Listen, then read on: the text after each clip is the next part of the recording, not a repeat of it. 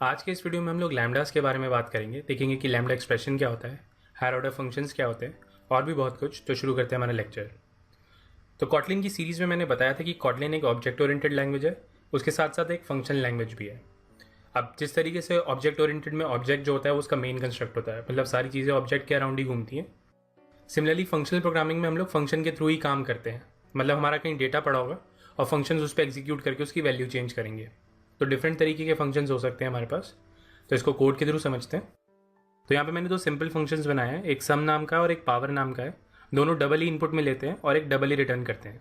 तो ये a plus B return करेगा जो कि डबल टाइप का होगा, और ये a की पावर b निकालेगा जो कि डबल टाइप की होगी। और यहाँ पे मैंने इसे कॉल किया है, तो इसको रन करके दिखाता हूँ। तो यहाँ पे आप आउटपुट देख सकते हैं 5 और 8 आया है, मतलब यहाँ पे 2 और 3 का सम हुआ है तो 5 आ गया, और 2 की पावर 3 जो होता है वो 8 होता है, तो यहाँ पे 8 आया है। तो इस तरीके से हम लोग फंक्शंस बनाते हैं। तो अब बात आती है कि हम फंक्शंस के साथ और क्या कर सकते हैं। मतलब ये तो नॉर्मल तरीका है, इसी तरीके से हम लोग फंक्शंस बना रहे थे पीछे और उनको कॉल कर रहे थे।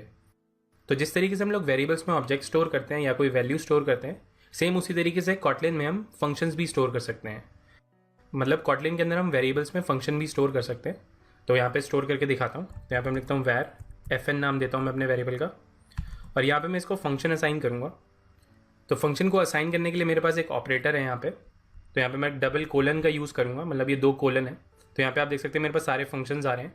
तो यहाँ पे मैं इसको सम असाइन कर देता हूँ। तो इस तरीके से हम लोग वेरिएबल्स को फंक्शन असाइन करते हैं। तो कॉटलिन में जो फंक्शंस होते हैं उन्हें फर्स्ट क्लास सिटीजन कहते हैं, मतलब वो ऑब्जेक्ट्स की तरह ही ट्रीट होंगे जिस तरीके से ऑब्जेक्ट्स को हम ट्रीट करते हैं। मतलब उसको वेरिएबल में रख सकते हैं, उसको आर्गुमेंट की तरह पास कर सकते हैं, उसको रिटर्न कर सकते हैं। सेम इसी तरीके से फंक्शंस को भी कर सकते हैं। मतलब आप फंक्शन को वेरिएबल में स्टोर कर सकते हो, एज एन आर्गुमेंट भेज सकते हो, और अगर आप चाहते हो कि आपका फंक्शन जो है वो एक फंक्शन ही रिटर्न करे तो आप वो भी कर सकते हो। तो इसलिए कॉटलिन में जो फंक्शंस होते हैं उन्हें हम फर्स्ट क्लास सिटीजन्स कहते हैं, क्योंकि हम उनके साथ वही काम कर सकते हैं जो हम नॉर्मल वैल्यूज़ के साथ करते हैं। तो इस तरीके से हम लोग फंक्शंस को वेरिएबल में स्टोर करते हैं।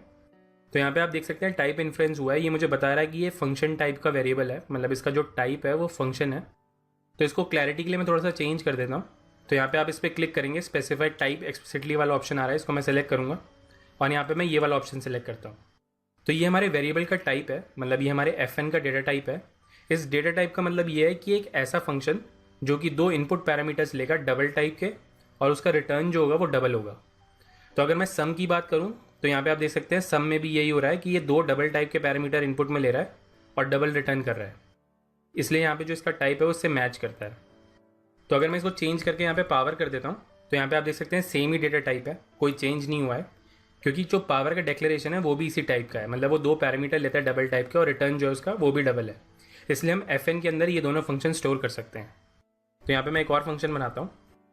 तो ये मेरा एक सिंपल फंक्शन है जो कि कुछ भी रिटर्न नहीं करता है। तो यहाँ पे अगर मैं इसको असाइन करने की कोशिश करूँगा तो यहाँ पे आप देख सकते हैं मुझे एरर दे रहा है। तो वो ये कह रहा है कि भैया टाइप मिसमैच है।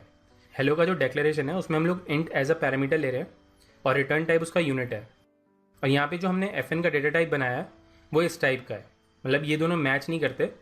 तो इसको अभी के लिए यहाँ से मैं रिमूव कर देता हूँ। तो ये था हमारा फंक्शन टाइप्स के बारे में। तो जब भी आपको किसी वेरिएबल के अंदर फंक्शन स्टोर करना होगा तो आपको इस तरीके का टाइप डिफाइन करना पड़ेगा उसका, मतलब आपको उसके इनपुट पैरामीटर बताने पड़ेंगे किस टाइप के हैं, और उसका आउटपुट बताना पड़ेगा वो किस टाइप का है। तो हमने वेरिएबल के अंदर अपना फंक्शन तो स्टोर कर लिया, अब देखते हैं इसको रन कैसे करेंगे। तो यहाँ पे मैं सबसे पहले प्रिंट एल लगाता हूँ। तो यहाँ पे मैं लिखता हूँ fn, यहाँ पे मैं 2 ब्रैकेट लगाऊंगा। तो यहाँ पे आप देख सकते हैं मुझसे 2 इनपुट ले रहा है a और b जो कि डबल टाइप के हैं। तो यहाँ पे मैं पास करता हूँ 2.o और 4.o।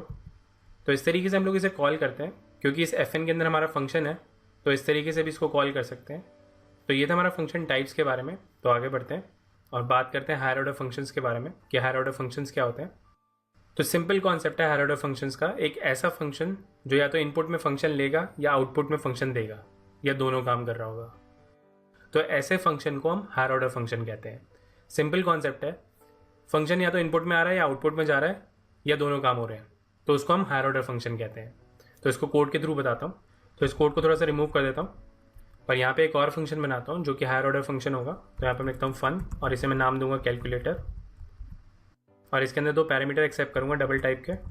तो अगर मुझे इसे हायर ऑर्डर फंक्शन बनाना है तो मुझे इसके इनपुट में या तो फंक्शन लेना पड़ेगा या इसके आउटपुट में फंक्शन रिटर्न करना पड़ेगा, या दोनों करने पड़ेंगे।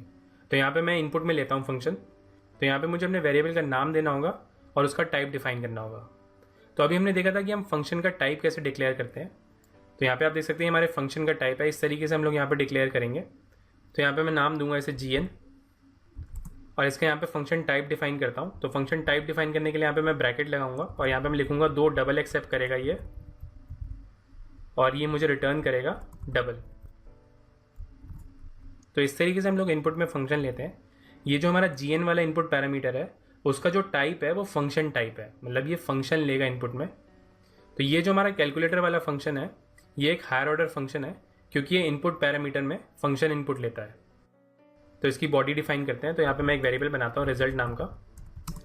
अब क्योंकि gn के अंदर हमारा फंक्शन ही आएगा तो यहाँ पे मैं इसको कॉल कर सकता हूँ gn को, और इसके अंदर मैं 2 पैरामीटर पास करने हैं डबल टाइप के। तो यहाँ पे मैं a, b पास कर दूंगा। तो इस तरीके से हम लोग हायर ऑर्डर फंक्शन डिफाइन करते हैं और उसके अंदर इस तरीके से हम बॉडी डिफाइन कर सकते हैं। तो अभी के लिए इसको यहाँ पे मैं प्रिंट करा देता हूँ और यहाँ पे इसको कॉल करता हूँ कैलकुलेटर।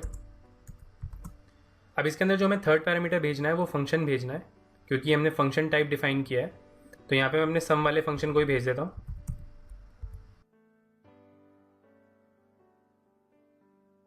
तो इस तरीके से हम लोग इसे कॉल करते हैं। तो यहाँ पे एक इंपॉर्टेंट नोट है, जो हमारे सम का डिक्लेरेशन था वो इससे मैच करता है, इसलिए हम यहाँ पे इसे भेज पाए। क्योंकि सम के अंदर भी हम लोग 2 पैरामीटर ले रहे हैं डबल टाइप के और रिटर्न है डबल, और यहाँ पे भी हम डबल एक्सपेक्ट कर रहे हैं और रिटर्न कर रहे हैं डबल, तभी हम यहाँ पे इसे भेज पाए हैं। तो अगर मेरे यहाँ पे फंक्शन का डिक्लेरेशन जो है वो डिफरेंट होता तो इसको यहाँ पे मैं भेज नहीं सकता था। फॉर एग्जाम्पल अगर मैं इसको इंट कर देता हूँ तो यहाँ पे आप देख सकते हो वो एरर देने लग गया है कि भैया आप इंट भेज रहे हो जबकि उसे डबल चाहिए। तो इस तरीके से हम लोग हायर ऑर्डर फंक्शंस डिफाइन करते हैं। तो अब बात आती है कि इसका यूज़ ही क्या है, हम फंक्शन एज अ पैरामीटर भेजें ही क्यों। हम नॉर्मल तरीके से उसे कॉल कर लेंगे, बट कभी कभी ऐसा सिनेरियो होता है जहाँ पे हम लोग पैरामीटर्स भेजते हैं उसके साथ उसकी फंक्शनैलिटी भी भेजते हैं कि भैया इन पैरामीटर्स पे ये फंक्शनैलिटी एग्जीक्यूट कर देना, या रन टाइम पे हमें डिसाइड करना हो कि हमें कौन सी फंक्शनैलिटी एग्जीक्यूट करनी है, तो उन केसेस में हम फंक्शन ही भेज देते हैं। तो इसका एक एग्जाम्पल देता हूँ। तो सपोज मुझे सर्वर से डेटा रीड करना है, या तो वो सक्सेसफुल होगा या वो फेलियर होगा, मतलब या तो मैं पढ़ पाऊंगा डेटा को या नहीं पढ़ पाऊंगा। अगर पढ़ पाया तो मैं कोई और फंक्शन एग्जीक्यूट करना चाहता हूँ, अगर नहीं पढ़ पाया तो मैं कोई और फंक्शन एग्जीक्यूट करना चाहता हूँ। तो ऐसे केसेस के लिए हम लोग फंक्शन एज अ पैरामीटर भेज देते हैं कि भैया तुम डिसाइड कर लेना और कॉल कर देना। तो इन सिनेरियोज के लिए हम लोग हायर ऑर्डर फंक्शन का यूज़ करते हैं। तो आज के लिए यहीं पर रुकते हैं, तो लैम्डास को नेक्स्ट वीडियो में देखेंगे। तो अगर मैं लैम्डा का थोड़ा सा आइडिया दूँ यहाँ पे, तो ये जो हमारा थर्ड पैरामीटर है ये फंक्शन टाइप का है, मतलब ये फंक्शन एक्सेप्ट करता है, और उसके लिए हमने यहाँ पे एक फंक्शन डिफाइन कर दिया जो कि हमने यहाँ से पास किया था। पर हम हर बारी ऐसा नहीं करेंगे, मतलब जब भी हमें फंक्शन पैरामीटर चाहिए होगा तो हमें एक फंक्शन नहीं बनाना पड़ेगा, हम यहीं पे ही फंक्शन बनाएंगे और उसको भेज देंगे। तो ये जो हमारा फंक्शन हम यहाँ पे बनाएंगे उसको हम लैम्डा कहते हैं, मतलब ऐसा फंक्शन जिसका कोई नेम नहीं है वो यहीं पे बनेगा और पास हो जाएगा, तो उसको हम लोग लैम्डा कहते हैं। तो इसको हम नेक्स्ट वीडियो में देखेंगे और गहराई के साथ।